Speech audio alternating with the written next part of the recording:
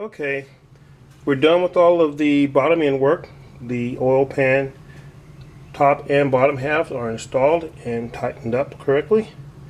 So now we're going to put the head on, but I'm going to try and show people how the head comes off, because it's easier to show you how it comes off with it already off than it is to show you by taking it off, how easy it is to reinstall. Now this looks like a jumbled mess, but really it's quite simple. And I'll go from right to left, and show you exactly what has to come loose to take the head off. And it's not really all that complicated when you go step by step. So first off, you just have these two little heater hoses. Okay, they take coolant, and this is a fuel hose here, and you have a fuel line here. And that's about all the hoses that need to come off. There are a couple of other small hoses that are on the intake manifold, but they don't need to come loose because they go from the intake manifold directly over to the head. So you have these four hoses: your fuel supply and return, and your heater supply and return. Then as you go to your wiring harness, there's only a few connections.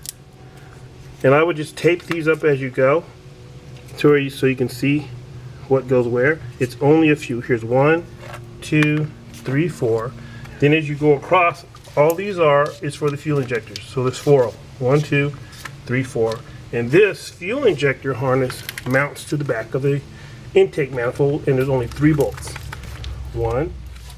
So yeah, this connector on the bottom here goes on the back of this pipe that connects to the back of the water pump. Then if you continue on up your wiring harness, there's just a couple more connections, and they're all the way on the end here. This goes to your oil pressure sensor here. This goes to your air conditioning compressor switch, and both of these two go to the alternator, and that's it. That's it. This wraps around, goes to the alternator. You go down here, you have your fuel injectors.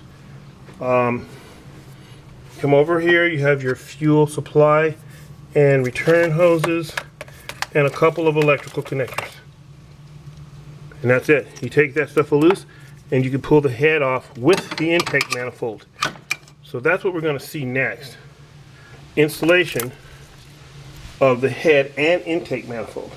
Now this little setup here is kind of interesting. What I do is I go top dead center, which it isn't right now because we installed the pistons, but I go top dead center. Then I mark the belt and the timing sprocket. Okay. I also loosen the tensioner up, the timing belt tensioner. I loosen it up, pry it back with a bar, and then tighten it in the loosened position so I have slack in this timing belt. Then I put like a bungee cord on it to hold it onto the crank sprocket. Then when I go to put everything back together, I go back to top dead center. I have my little mark, which is all the way down here. I'll turn that up. I have a little mark on this. I put that back on my timing sprocket, and everything's timed. You have to do your cams, and I'll show you how to do that. There's some alignment marks on the cams, so I line those. When those are lined up, top dead center is lined up, and the timing marks down here are lined up on 0. Everything, and it works every time perfectly. Simple. You don't have to go through any headaches trying to get the timing back on. I get in the car, turn the key, and it fires. So, without further ado, I will go and get the head and the intake manifold and install them. Alright, one more tip that'll save you a lot of headaches. This is a bolt. Okay, the intake brace. It's right back here, okay? This right here. This bolts onto the bottom of the engine block and up on the intake manifold. There's one bolt that holds it, and I have here in this bag.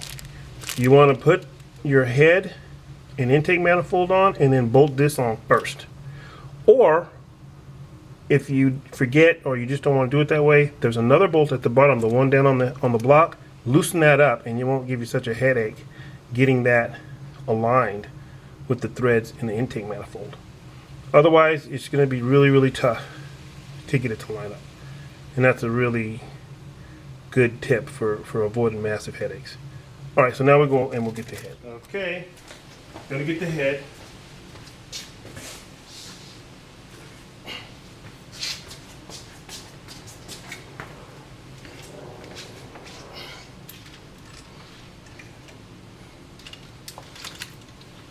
Push those wires out of the way for now. And, don't want to break any of them. So I kind of just snake them up. Don't want to damage the head gasket either. So you kind of play a balancing game here. Pull this up a little bit.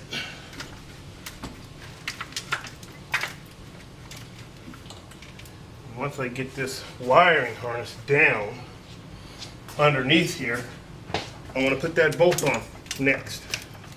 So just nice and easy. You don't have to panic or rush or anything like that. It's nice if you have a helper, but I don't have a helper, so I don't feel like taking my engine hoist out. And this is a tiny little engine, so it's not too bad. So actually, you can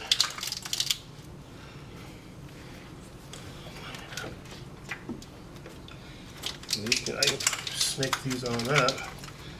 Now, why wait? Just snake these on up because they have to come up through here anyway. Do it now. And then start aligning my pins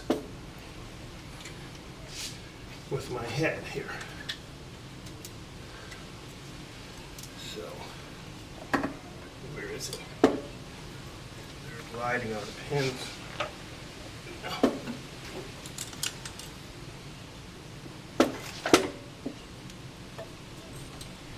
See the rest of those. My other wires are out the connectors for my fuel injector down here. I don't want to smash them, so I'll just pull them up now and be done with them. Okay? Those are the ones we showed earlier. So now all we have to do is align this, and once I align it, then I'll tilt it and I'll connect that bolt up to the brace and the intake manifold.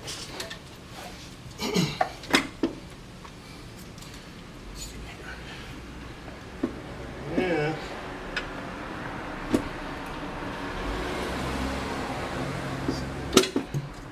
All right, so that's lined up and it plunked in. And before I tighten anything up,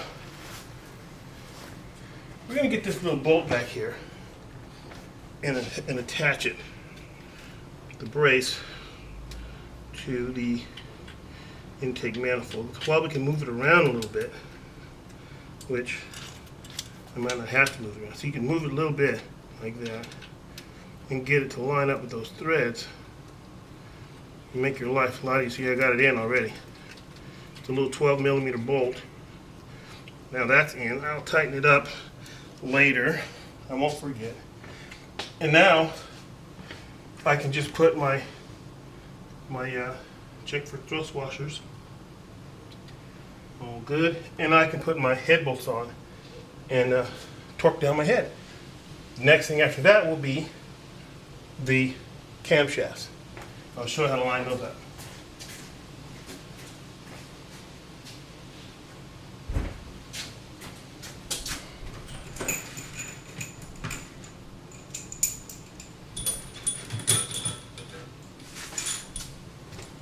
Another thing too that's important to note, the intake bolts and the exhaust bolts are not the same length. Okay? See this? These are the intakes, these are the exhausts. The exhausts are longer. So you don't want to get them mixed up. Which ones go where? You want to get them in the right location. Just go in, plop. Just put them in like so. Yeah.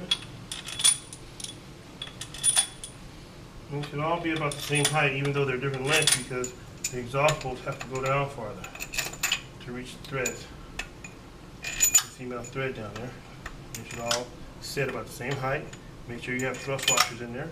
And now you can start these all by hand and then go through and do your torque sequence. Okay? And that's that.